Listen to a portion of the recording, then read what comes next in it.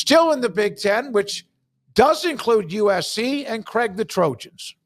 Yeah, we've taken a little bit of a break from this, but we need to get back on it because otherwise we're not going to finish in time for the start of the regular season. So glad to get USC finally in here just to take a look at their schedule. Nothing more than just looking at it and a few thoughts here and there, but not a like down to the wire, down to the nuts and bolts type of a breakdown here. But Lincoln Riley, a guy who's in an interesting position. I mean, he's been there at USC. He's been there long enough to have settled in and kind of build the program in his image, but it's not been nearly as successful as probably people were hoping for at this point. 7-6 a year ago, 4-5 in their first year in the Big Ten. So now year 4 for Lincoln Riley.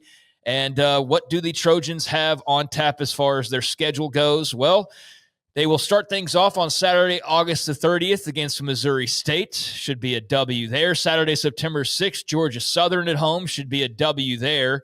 So 2-0 is what's going to be the case, or else there's going to be a lot of hilarious talks about Lincoln Riley having lost to either Missouri State or Georgia Southern. I don't expect that. So I expect them to be 2-0 as they head into week 3, Saturday, September the 13th.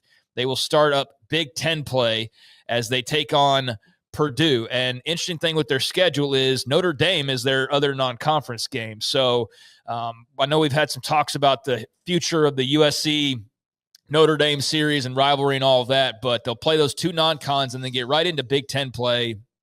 And then Notre Dame sandwiched there in the middle of their Big Ten game. So at Purdue, kicks off the conference schedule there in week 3, Saturday, September 20th, Michigan State at home. And then closing out the month of September, 5 straight games, and then they will close September and also head into their first bye week as they travel to Champaign to face off with Illinois. So there's their first month: Missouri State, Georgia Southern at home, at Purdue, Michigan State at home, at Illinois, and then their first break, and then a pretty interesting stretch right out of that first break that I'll get to. Yeah, and look, they they'll be 2-0 at least. Yeah, for sure. But I get Lincoln Riley not wanting to schedule tough games if your schedule looks like this every year. But we've seen in these mega conferences that your schedule won't look like this every year. Mm-hmm. This one, the welcome to the Big Ten for USC has been, from the scheduling part, this is a big middle finger. This is the Oklahoma of that, because this is a tough schedule. But I don't like that he's using it to be like, well, we just have to play all Missouri States but they're not playing Penn State or Ohio State, with the 2 best teams maybe in the conference. Yeah, so okay, fair point. No, he's a spinner though. Like there's still the reputation that he ran from the SEC. That's why he left Oklahoma, which I think that was at least a contributing factor. I don't think it was the entire reason, but a leader within the industry, Respawn fuses more than 75 years of ergonomic expertise with gaming culture to create best-in-class chairs. We believe that comfort and performance should be inclusively designed into every gaming chair we create, which is why we're immersed in the gaming community. Respawn is for every gamer. Our products are for professionals and casual players and everyone in between. We don't just make good-looking gear, we bring experience. Visit respawnproducts.com today and find your chair for the next great adventure. I would not doubt it if he's finding ways to skirt things, but then promote them the Big Ten schedule is just so tough, and we got to but yeah, they should easily be 2-0, and then after that, we'll see. But out of that first bye week is when we'll start to see, and I think we'll get an idea when they play Illinois of where they are, and Michigan State and Purdue with Barry Odom. I mean, that'll tell us some things about them, but that next wave, that second wave of the schedule, you start off Saturday, October the 11th, and you get Michigan at home there in Los Angeles. That'll be followed by that'll be followed by the road trip to South Bend to take on Notre Dame on Saturday, October the 18th, and then they get their second bye week. So 5 games, bye week, Michigan at home, Notre Dame on the road, second bye week. They'll have 5-game stretch that I'll get to, but definitely have a couple weeks to prepare for 2 of their biggest games on the schedule. And that makes sense. And I don't know if it'll work out wins-wise, but I think that's smart on their scheduling, to do it that way. Yeah, that's a rough 2 weeks. And, to have the bye weeks around that, probably going to be necessary. But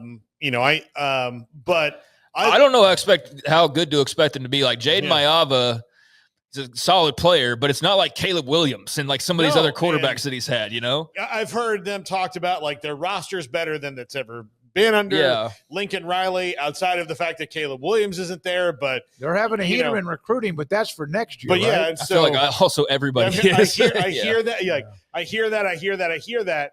But the proof's going to be in the pudding. Can you put together a season that is complete, which he has not done since he's been there?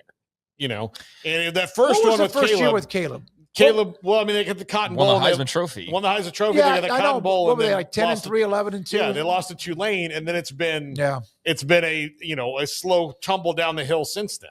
So he's got to do it. And look, he's trying to get back to where he was at Oklahoma, where at the end of the year he turned around and he was playing in the conference championship game, and he could just kind of shrug that off. But at the end, that got a lot tougher too. Yep, it did.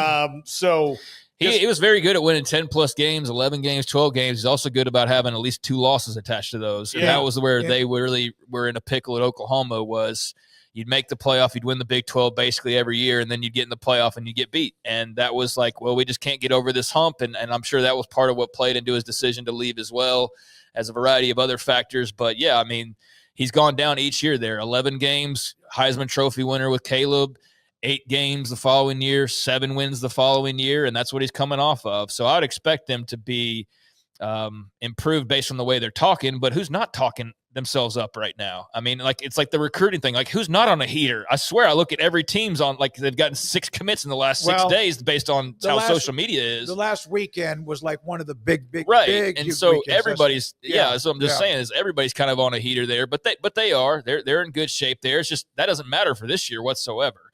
And I just don't get as caught up in recruiting in the summer, knowing what's still to come and how all that can just unravel at a moment's notice. Unless you follow Garrett Ross on Twitter. Yeah. What? Not unless you're following Garrett Ross. And sure. Yeah. No, I don't stop that, but I'm just saying the rest of it is it's very noisy, but I like the end when you know for sure. But all right, after that 2-game stretch, Michigan and Notre Dame, you'll come back from your second bye week on Saturday, November the 1st at Nebraska. That'll be a fun atmosphere. And then a Friday game, their only non-Saturday game of the year. After going to Lincoln, they'll be back at home in LA on a Friday night against Northwestern. Saturday, November 15th, home against Iowa. And we'll have an extra day to prepare for the Hawkeyes. Then Saturday, November 22nd, they go to Eugene to square off with the Oregon Ducks. And then Saturday, November 29th, they are at home. You're at home and they're at home in a way as well. But the Battle of Los Angeles, USC, UCLA, but on USC's turf. And that is how they will close out their schedule. So, yeah, that final wave after the weird Michigan, Notre Dame, just 2-game stretch at Nebraska, Northwestern, Iowa at home, at Oregon, UCLA at home. I'll tell you, a 4-game stretch of at Illinois, Michigan, at Notre Dame, at Nebraska. Not bad. That's really tough. And then there's some breaks, obviously, but yes, still 3 road games in 4 contests. And then the last 3 of Iowa, at Oregon, and then your big rival. How weird will be going from preparing for Iowa to turning around and preparing for Oregon a week later. Yeah, I know. Dear God. Yeah. Just throw everything out that we talked about last week. And as far as playing defense, I mean, that's just going to be a weird mix of styles to have to prepare for back to back. I got something to say. They're playing a Friday game against Northwestern.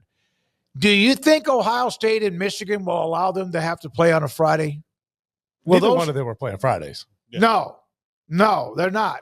But USC still, I don't care if they've been kind of a little bit in and out, they're playing on a Friday. So that's they may not have an issue with it. I mean, for all we know, not every school feels the same way about it, but they're also new to the league. And so I don't know how much say that they have, no matter how much history they have. That's exactly right. Now, take the schedule, close your eyes, and I know you'd have to go back a little bit, but imagine a schedule back in the day, and that could be 10 or 20 or 30 years ago, Michigan, Notre Dame, and Nebraska. Yeah. That, like, again, I'm not trying to say that so much now. Notre Dame's really good.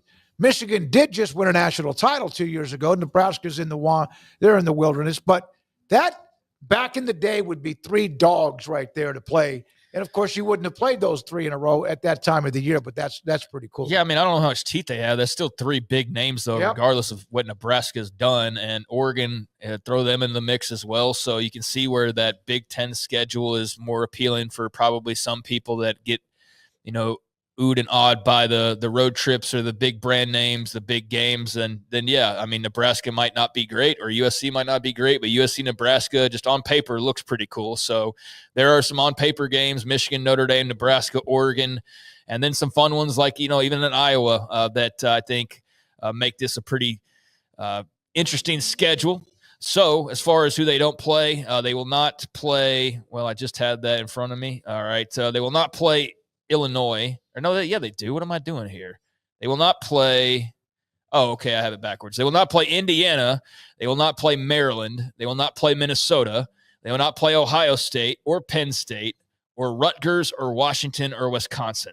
So they do miss out on Penn State and Ohio State specifically. We'll see how the rest of those teams are. Indiana, obviously a playoff team a year ago. Washington, a recent playoff team. They could very well be good again. Wisconsin better be a very good team or else they're probably starting to figure out buyouts and things like that for Luke Fickell. But they will avoid those teams on this schedule. So, all right. Yep. There you go. There is USC in 2025 and what they have as far as the road ahead.